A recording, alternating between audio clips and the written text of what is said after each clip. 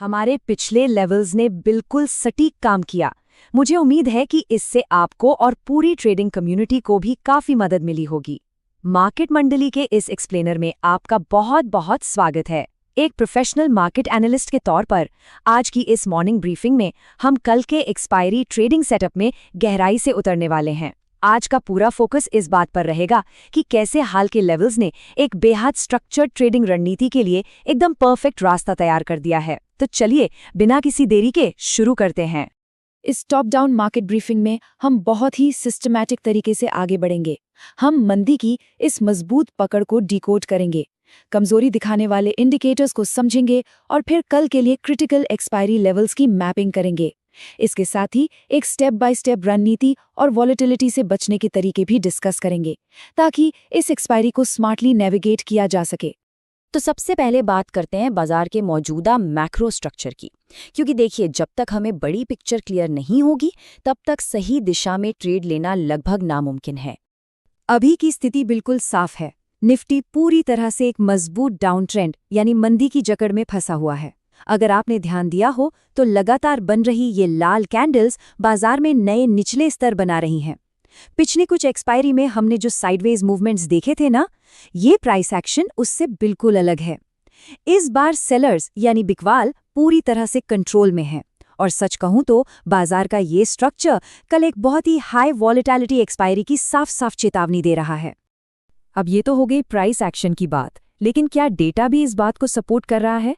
चलिए जरा underlying data और मोमेंटम इंडिकेटर्स पर नजर डालते हैं जो इस मंदी के सेंटिमेंट की पूरी तरह से पुष्टि करते हैं। इन मोमेंटम मैट्रिक्स को ध्यान से समझना बहुत जरूरी है। देखिए, आरएसआई इस वक्त सिर्फ 26 के लेवल पर है, जो कि अत्यधिक कमजोर मोमेंटम को दर्शाता है और हमारे बियरिश नजरिए को सपोर्ट करता है। वहीं मैकडी में भी एकदम स्पष्ट नेगेटिव क्रॉसओवर दिख रहा है, जो इस गिरावट के ट्रेंड पर पक्की मोहर लगा देता है। और इस एक्सपायरी के लिए जो सबसे ज्यादा अहम है, हमारा पुट कॉल रेशियो, वो 0.57 पर आ गया है। इसका सीधा सा मतलब ये है कि ऑप्शन कॉल राइटर्स की संख्या पुट राइटर्स के मुकाबले बहुत ज्यादा है। कॉल राइटिंग का ये भारी दबाव साफ तौर पर बता रहा है कि मार्केट का मूड पूरी तरह से बियरिश है।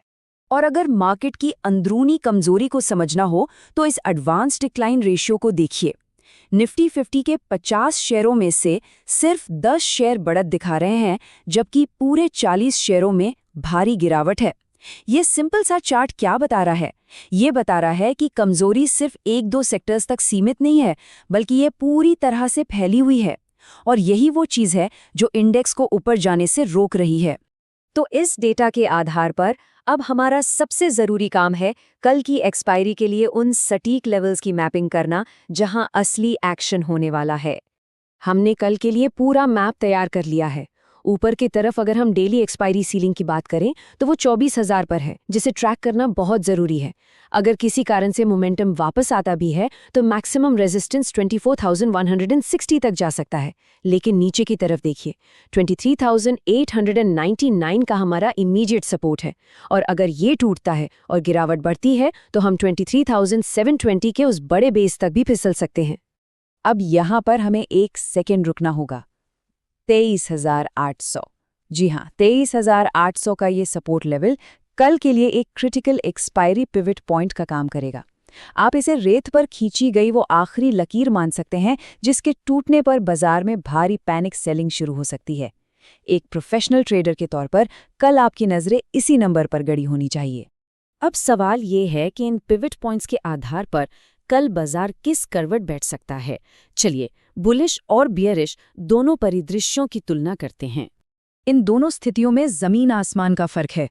देखिए, 23,900 ऑप्शन राइटर्स का मैक्स पेन लेवल है।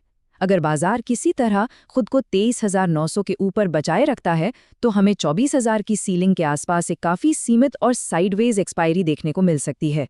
लेकिन, और ये बहुत बड़ा लेकिन है, अगर 23,800 का वो क्रिटिकल सपोर्ट टूट गया तो इमीडिएट एक्शन ट्रिगर होगा और कीमतें बहुत ही तेजी से 23,720 की तरफ भागेंगी। तो बैटल ग्राउंड तो हमने मैप कर लिया है। अब कल के इंट्राडे एग्जीक्यूशन के लिए एक बहुत ही सख्त और एक्शनेबल ट्रेडिंग प्लान बनाते हैं। कल सुबह से ही इस स्टेप बाय स्टेप चेकलिस्ट को फॉलो करना है। सबसे पहले 23,800 से 24,000 की रेंज को कड़ी मॉनिटरिंग में रखें। कोई जल्दबाजी नहीं करनी है। स्पेसिफिक एंट्री और एग्जिट ट्रिगर्स का इंतजार करें, जैसे कि सपोर्ट का टूटना या रेजिस्टेंस से रिजेक्शन मिलना, और उसी के आधार पर अपना डिसीजन लें। इसके अलावा फोकस पूरी तरह से कमजोर सेक्टर्स पर होना चाहिए। और चूंकि ओवरऑल मार्केट ट्रेंड साफ तौर पर बेयरिश है, तो मेरी खास टिप यही रहेगी कि किसी भी तरह की लॉन्ग पोजीशन बनाने या उसे चेस करने से आज पूरी तरह से बचा जाए। अब आते हैं इस एक्सप्लेनर के सबसे अहम हिस्से पर, जो एक ट्रेडर को मार्केट में सुरक्षित रखता है, रिस्क मैनेजमेंट। खासकर ऐसे माहौल में जहां डाउनसाइड वॉलेटिलिटी कभी भी बढ़ सकती है। बिना डाउनसाइड रिस्क को मैनेज किए कोई भी रणनीति एकदम अधूरी है। रिस्क मैनेजमेंट की ये फाइनल चेकलिस्ट कल आपके पास होनी चाहिए। सबसे पहले ये मानकर चलिए कि एक्सपायरी के दिन स्पाइक्स बहुत तेज और अनप्रिडिक्टेबल आ सकते हैं।